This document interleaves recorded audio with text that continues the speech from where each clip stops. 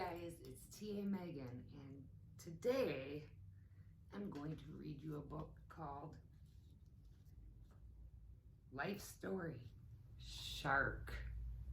This morning, remember, we were talking about large marine animals, and we talked about dolphins, like me. And did you know that orcas are a large dolphin? I don't have a whale, but we talked about whales. And you can make a W, or you can make a Y to represent its tail.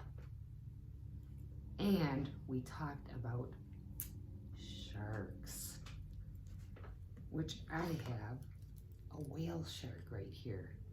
They are the largest sharks in the ocean, but they have baleen instead of teeth. All right, let's get into this book now. It's an older book. It's copywritten from 1991, and the book was written by Michael Shinnery, and the photography is by David Dubellette, Jack Jackson, Pat Morris, Alan Power, Ken Lucas, and the pictures are by Martin Cam.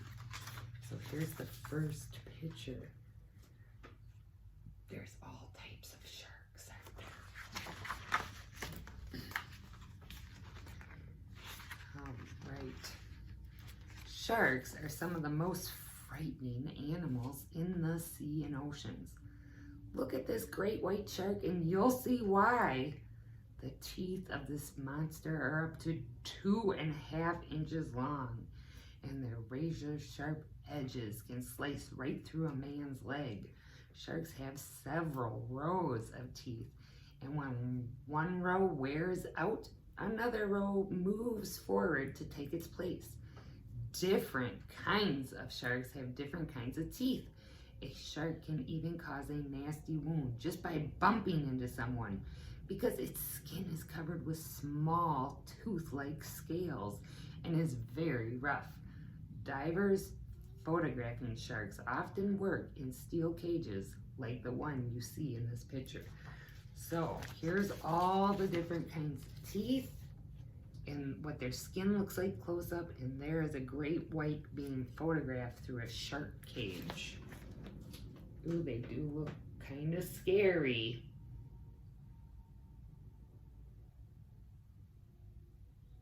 Especially great whites. They explore the world through their mouths. Most sharks are designed for speed. A flick of their tail sends the graceful, streamlined body through the water at speeds up to 43 miles per hour. Sharks' fins are not like those of other fish. Instead of having delicate fan-like fins, sharks have thick flaps of skin. The broad front fins, which you can see very clearly in this photograph, are like wings, and they help the shark keep its balance as it swims through the water. The first sign of an approaching shark is usually the big triangular fin on its back. It often sticks right out of the water. So here's an illustration, and here's an actual photograph showing their fins.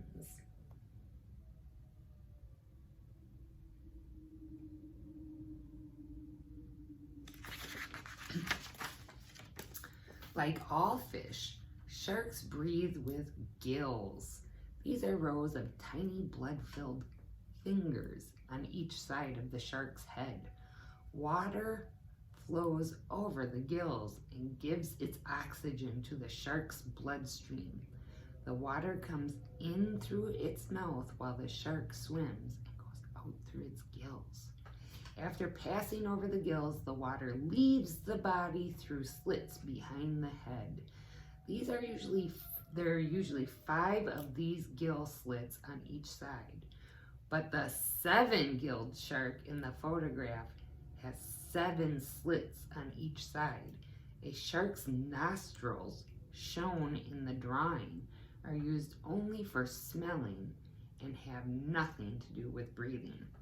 So, here's both pictures. And this is the drawing, and if I go in, let's see if I can do this.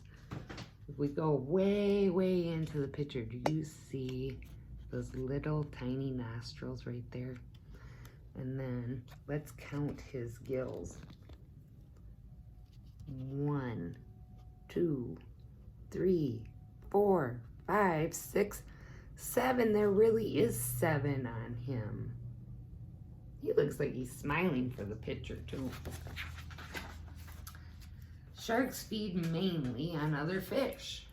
Some of the larger ones that eat seals, and some will attack people if they get the chance. Sharks find their food mainly by smell, and groups of them may gather around one large victim. The sharks in the photograph are getting very excited because they can smell blood of a dead fish. And when this happens, they sometimes go into a feeding frenzy and attack anything in sight, even lumps of wood floating in the water. The thresher sharks in the drawing are using their long tails to herd small fish into a group before eating them. Thresher sharks have interesting tails. And here is a feeding frenzy going on. Do you see all the sharks? Should we count them? 1, 2, 3, 4. 4 sharks that I can see. Maybe you can see more.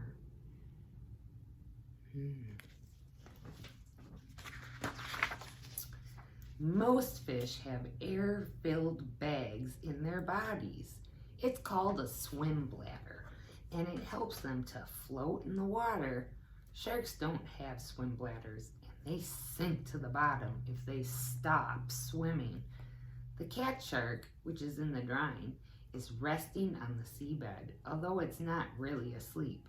Some sharks, like the gray reef shark, seek out caves and other special areas where they can rest. There are sometimes so many sharks in these places that they pile on top of one another.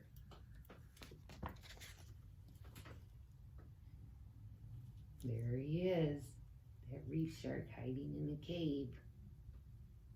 And what was the other one called? A cat shark. How did I forget that? I love cats and sharks. Not all sharks are sleek or graceful swimmers. The strange-looking creature in the photograph looks more like a lump of rocks than a shark. It is a carpet shark. It is not built for speed like most of the other sharks because it doesn't have to chase other animals for food. It just spends most of its time on the seabed and snaps up any fish or other creature that comes by it. The colorful false cat shark has a low first dorsal fin. The angle shark gets its name from its big wing-like fins. And the hammerhead shark is another weird-looking shark with its eyes at the side of its hammer-shaped head. It is fast-swimming and very dangerous. So let's go over who we see in these pictures. The first thing they talked about is this shark. Do you see him camouflaged? And that is the carpet shark. Here's his head and his fins, and there's his body. He's very camouflaged. And then this is the false catfish. And this is the angel shark with its large fins. And here is the hammerhead, and its eyes are right at the end of that hammer shape of their head. Interesting. Oh, now we get to talk about my favorite one, the whale shark. Oh, you're going to talk about me? Yes, we are. The whale shark is the biggest fish in the whole world. It can grow more than 40 feet in length and can weigh over 15 tons. Whoa, that's a big fish. It dwarfs the diver in the photograph, but he is in no danger. The The whale shark is a peaceful animal that feeds mainly on small shrimp-like creatures. It gulps water into its huge mouth and strains all the animals from it before squirting the water out again through its gill slits. The basking shark, shown in the drawing, feeds in the same way. Look at its enormous gill slits. These are necessary because of the huge amounts of water that pass through the fish while it's feeding. So they both eat shrimp, and this is the whale shark, and this is the basking shark. And do you see how small that diver is? The whale shark is enormous. And it looks like the basking shark just kind of swims around with its mouth open all the time. But they're both catching these little tiny shrimp. And it seems like everybody likes to eat shrimp. Even the fish in my own fish tank eat shrimp. There are about 350 different kinds of sharks in the ocean, but they are not all big. Some sharks, such as the cigar shark, which is in this drawing, are less than 8 inches long. So this is like 6 inches. They're tiny. And they can fit inside of a man's hand. A dogfish, which is this drawing, are small sharks that usually live around the coast. The fish in the photograph is a horn shark. It has poisonous spines in its back. It can grow to nearly 6 feet in length, but it is a slow mover and feeds mainly on shellfish on the seabed. So you wouldn't want to touch him, I don't think.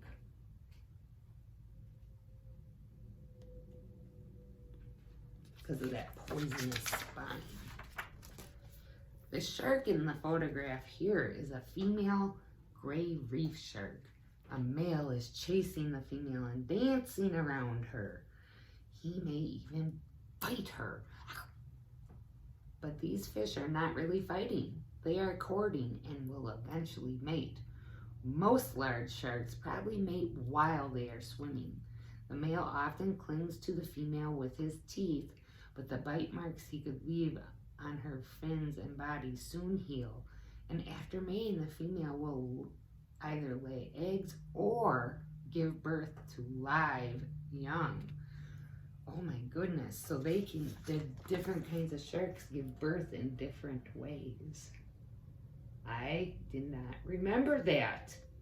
See, we learn something new every day, or get reminded of something new every day, don't we? Sharks that lay eggs always lay them in tough, horny cases. And these cases are often called mermaid purses. The one in the photograph was laid by a swell shark, and it is firmly fixed to some coral, so it does not float away. A baby fish is growing inside of the case, as you can see in the drawing. It feeds on the yolk that is in the egg, and the baby grows slowly, and it may be a whole year old before it's ready to chew its way out of the case and swim away. A whale shark lays the world's biggest egg. It measures 12 inches. That's 1 foot. Whoa, that's a big egg.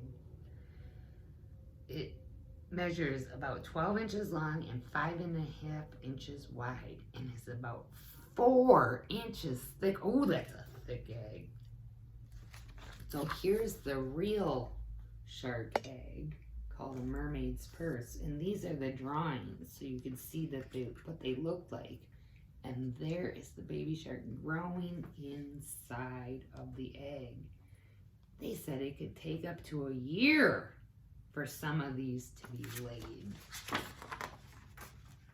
The baby lemon shark in the big picture has just been born. Oh, you can clearly see the cord which is attached to its body.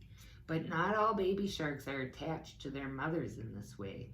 The cord will break as the young fish swims off. The baby can take care of itself right away.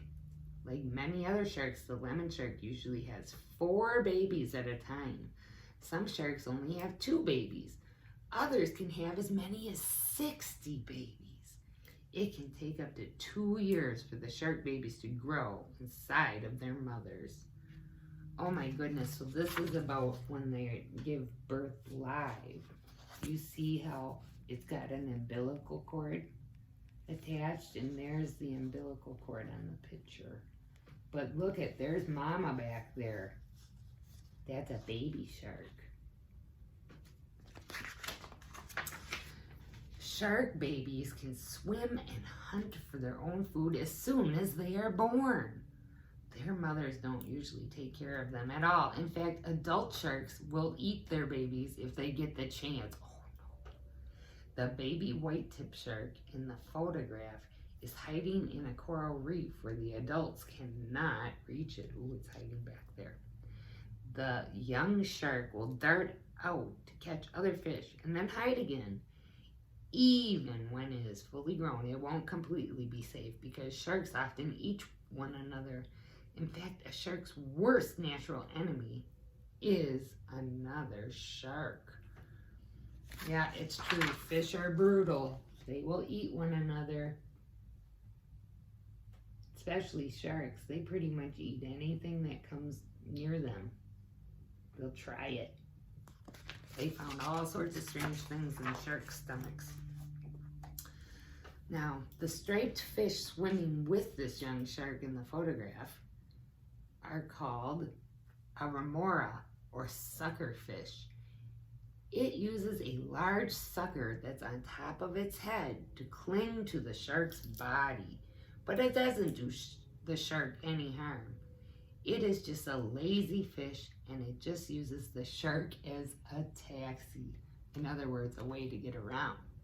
The remora catches other small fish and also eats scraps dropped by the shark. Most sharks have remoras for company, as well as pilot fish, like those in the drawing. People used to think that pilot fish guided sharks through the water, but this is not true. The pilot fish just swims around the sharks and wait for scraps of food. Oh, so they have a symbiotic, which means they have a relationship where they help one another. But it sounds like the shark helps these fish more than the fish help them.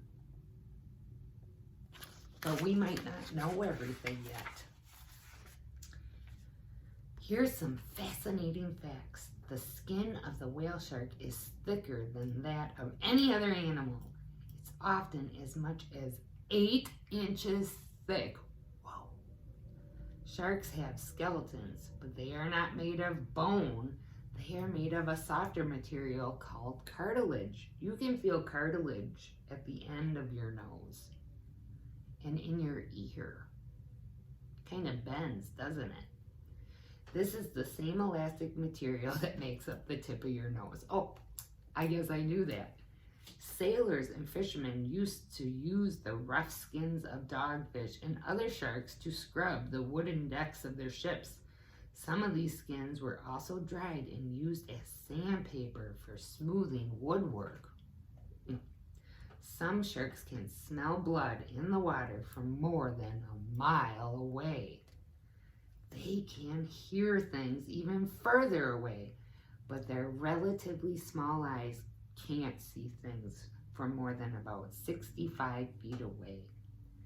Female sharks are often much larger than the males of the same kind, and baby sharks are often called pups. A hungry shark will eat almost anything it can find. One shark caught in the sea near Italy had 3 overcoats and a raincoat inside of its tummy. Now, here in this picture, we have great white sharks. The female is bigger than the male.